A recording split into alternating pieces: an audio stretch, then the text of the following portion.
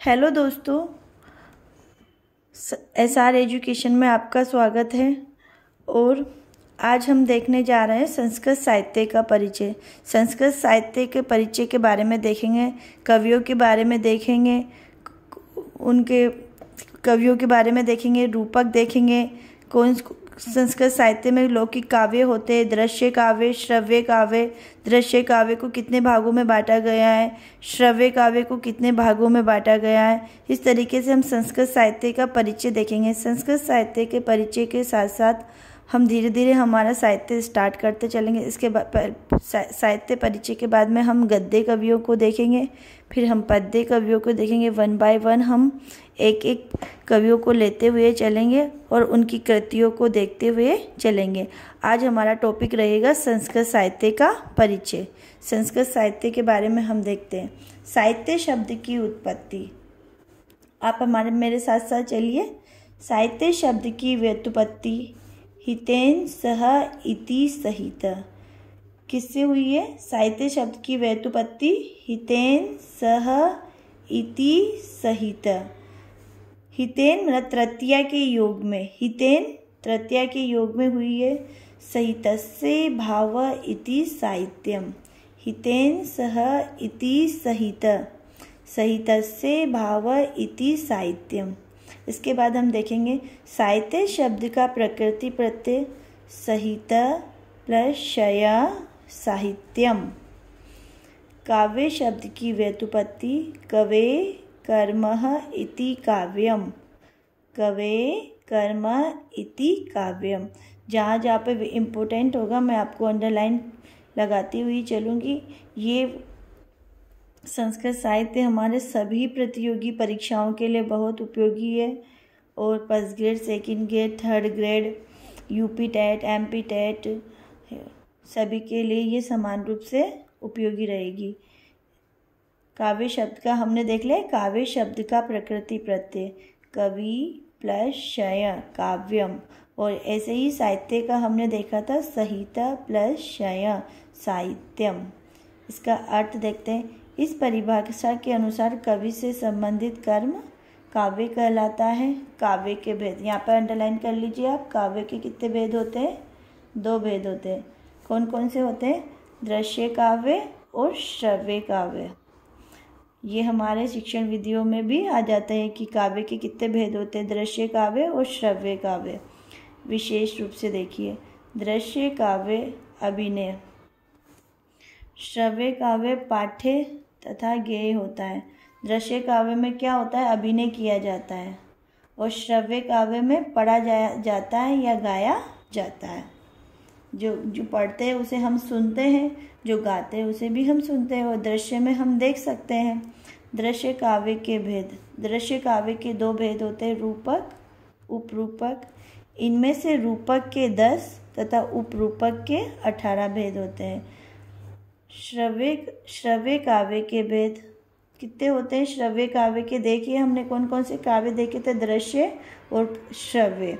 इनमें से हम पहला देखते हैं श्रव्य काव्य के भेद। श्रव्य काव्य में कौन कौन से हैं?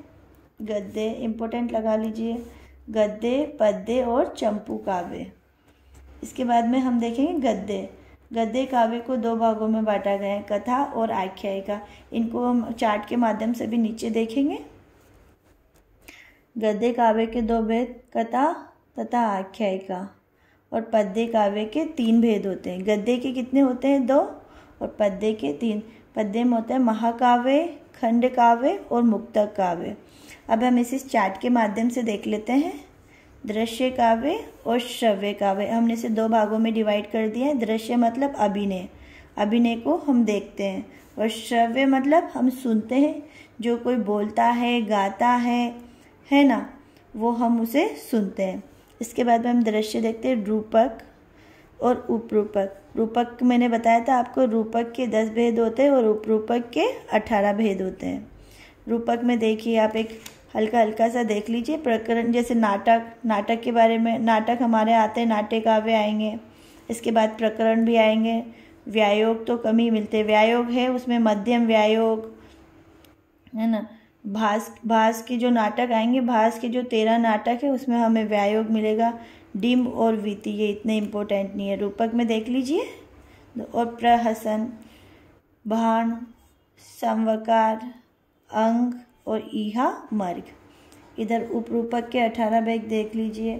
नाटिका, त्रोटक, संटक, प्रकरणिका, रासक, नाट्य रासक, प्रस्थान, उल्लापे, काव्य, प्रेअंकन, गोष्ठी, समलापक, श्रीगदित, शिल्पक, दुर्मिलका, विलासक, भाणिका, हल्लिस, है ना। इसके बाद हमने ये हमारा दृश्य काव्य के 2 भेद हो गए, रूपक और उपरूपक। इसके बाद श्रव्य काव्य की ओर चलते हैं। श्रव्य काव्य में देखिए गद्य, पद्य और चंपू काव्य। गद्य के 2 भेद होते हैं, कथा और आख्यायिका। ये हमारे शिक्षण विधियों में भी काम आते हैं, कथा और आख्यायिका। पद्य काव्य, महाकाव्य, खंड काव्य और मुक्तक काव्य। और तीसरा भेद कौन सा है? श्रव्य का चंपू काव्य। इसके बाद में हम देखेंगे, इसके बाद में हम देखते हैं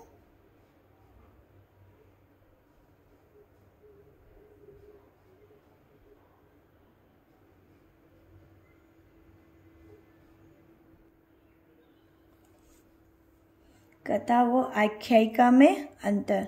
कथा ग्रंथों की विषय वस्तु काल्पनिक होती है, जबकि आख्यायिका ग्रंथों की विषय वस्तु इतिहास से ली जाती है। कथा वस्तु काल्पनिक होती है और आख्यायिका इतिहास से संबंधित होती है। कथा साहित्य की रचना किसी भी भाषा में हो सकती है, किंतु आख्यायिका की रचना केवल संस्कृत भाषा में ही होती है। कवि का कहने का अर्थ ये है कि कथा साहित्य किसी भी भाषा में हो सकती है, उसकी रचना किसी भी भाषा में, लेकिन आख्यायिका जो होती है वो केवल संस्कृत भाषा में ही होती है। कथा ग्रंथ खंडों में विभक्त होते हैं, जबकि आख्यायिका ग्रंथ आश्वासों और उच्छ्वासों में विभाजित होते हैं। कथा आख्यायिका ग्रंथ किस में होते हैं? उच्छ्वासों में विभाजित होते हैं। कथा ग्रंथों में काल्पनिक पात्र होते हैं, जबकि आख्यायिका ग्रंथों में वास्तविक पात्रों के रूप में आत्मकथा का वर्णन होता है। संस्कृत साहित्य के परिचय के साथ साथ अब हम देखते हैं प्रमुख ग्रंथों के उपजीव्य काव्य। इसे आप इम्पोर्टेंट लगा लीजिए, यहाँ से बहुत क्वेश्चन एग्जाम में पुटअप होते हैं, इसे आप याद रखिए, बार बार दोहराइए। रघुवंशम, इसका उपजीव्य ग्रंथ कौन सा है? पद्म पुराण और रामायण।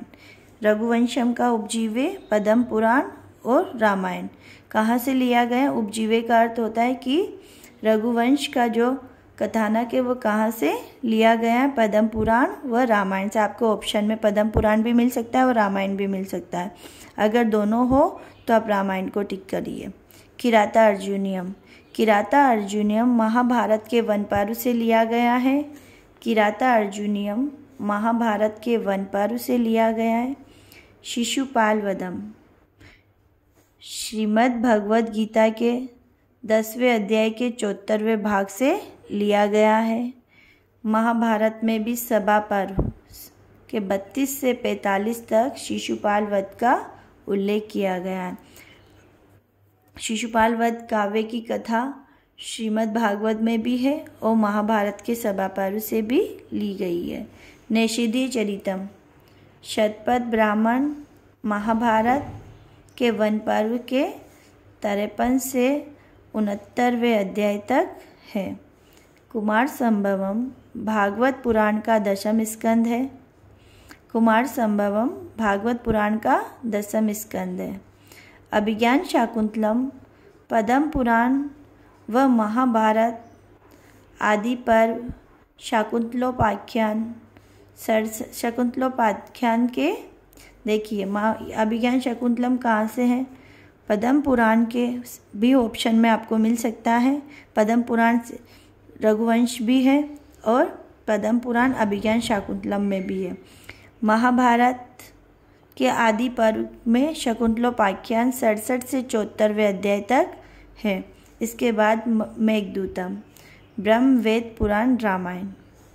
इसके बाद हम देखेंगे कुछ प्रमुख ग्रंथों का साहित्यिक परिचय। कुछ प्रमुख ग्रंथों की साहित्यिक परिचय हम देखेंगे। सबसे पहले हम देखते कृति का नाम देखेंगे, उसके बाद में छंद, नहीं छंद तो प्रमुख छंद, इसे इम्पोर्टेंट कर लीजिए आप। इसके बाद में कौन से उसमें गुण है और कौन से उसमें रीति है। देखिए किराता अर्जुनीयम। किराता अर्जुनीयम का प्रमुख छंद कौन सा है? वंशस्थ है। और इसमें कौन सा गुण है? माधुर्य और ओज। और रीति कौन सी है? वैदर्भी। शिशुपाल वधम।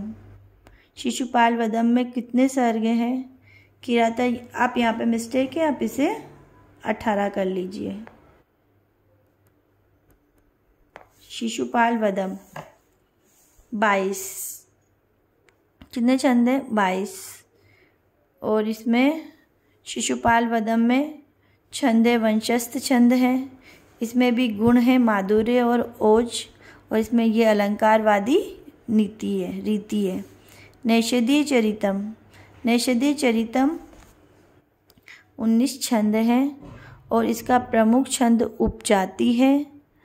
इसमें भी माधुर्य और ओज गुण है और इसकी रीति भी वैदर्भी है। रघुवंशम। रघुवंशम में 19 सर्ग हैं। उपजाति प्रमुख छंद है इसका। इसमें गुण है, प्रसाद गुण है और रीति इसकी भी वैदर्भी रही है। इसके बाद हम देखेंगे उत्तर रामचरितम। उत्तर रामचरितम में भी 19 छंदों का प्रयोग हुआ है। इसमें प्रमुख छंद उपजाति रहा है। गुण इसका प्रसाद और माधुर्य है। रीति रही है इसकी वैदर्भी और गौड़ी। वैदर्भी और गौड़ी रीति का इसमें समागम हुआ है।